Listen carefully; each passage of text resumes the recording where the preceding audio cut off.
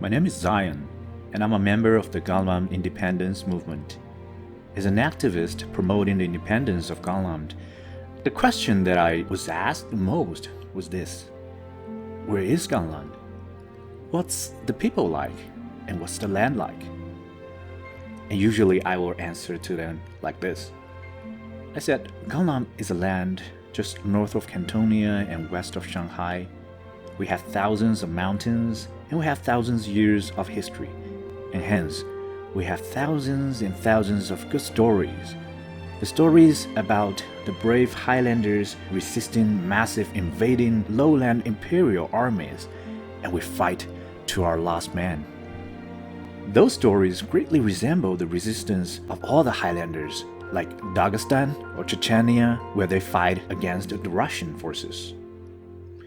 You see, mountains are our strongholds and sanctuaries of the free Highlanders who would rather die fighting to their last breath than kneeling down and surrender.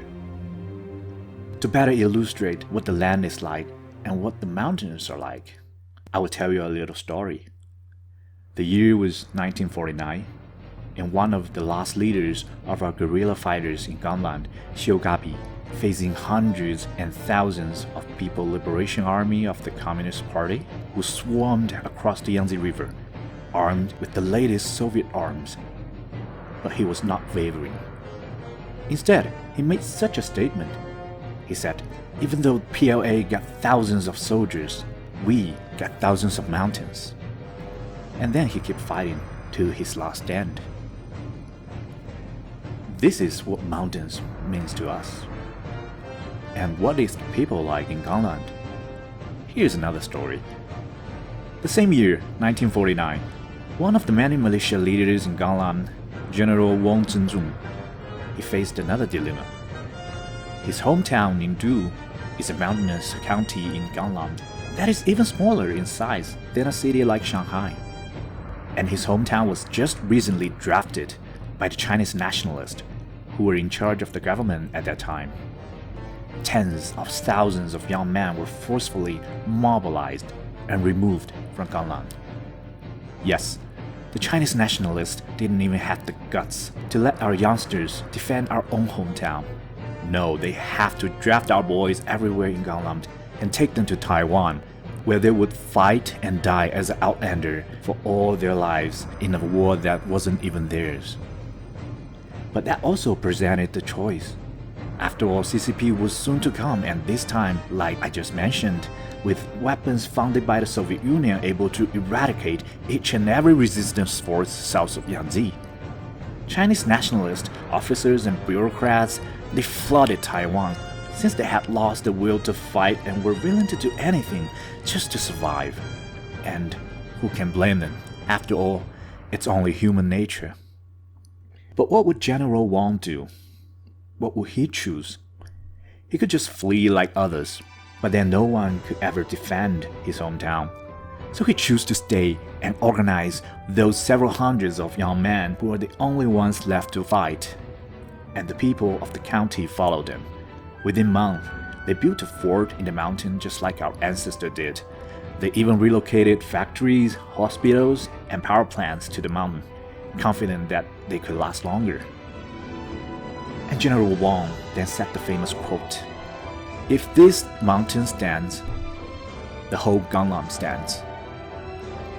Then they fought valiantly, tooth and nail, till the last man.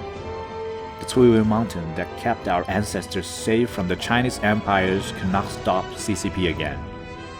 Half of the mountains where our boys fought were wiped clean off due to the carpet bombing.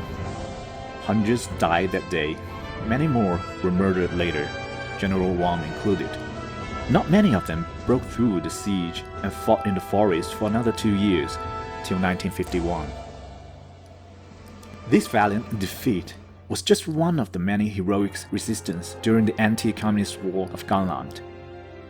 But for China to erase our memories, all the resistance forces were described as some kind of resurgence of bandits or mob. And our heroes were often depicted as cowardly or simply stupid. So you can only imagine the rage I had when I first rediscovered Galan history, so I did the reverse engineering. I tried to dig out the numbers and names, and I tried to reconstruct the canonical order of the historical events. But in the end, I found myself always thinking of not the numbers and facts, but the quotes. The quotes from General Wong, "If the mountain stands, Galan stands." Or the quotes from General Shao, "They have thousands and thousands of people, and we have thousands and thousands of mountains." Whenever I remember these quotes, I truly feel related to what I'm doing. I even feel like I partially become them, with mixed feelings like heroic bravery, fear maybe, and of course, hope. After I finished my book, The Chronicle of Galan, whenever I was fortunate enough to discuss it with the readers, they often quote not the numbers and facts as well, but the stories. During the CCP's first occupation of Galan in the 1920s, millions died in the purge and massacre, but one of my readers, she remembered the tragedy through a story, which was about the children at that time who just escaped the CCP occupation area. And they would go to the river nearby, counting the bodies flowing down the river, and trying to recognize if someone they knew was among the bodies, before those bodies flowed down out of their sights and never to be seen again.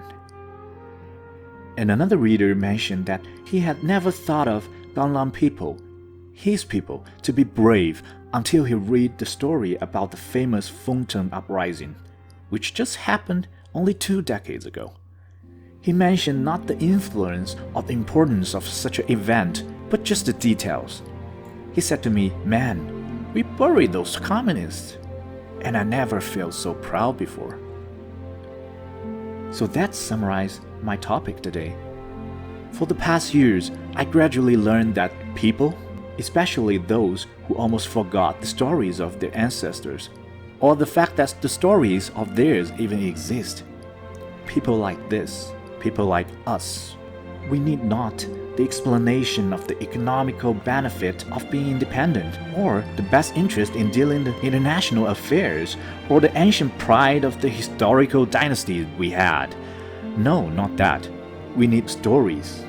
Stories containing the icons and values we hold dear. Stories where we can see our fathers and grandmas in them.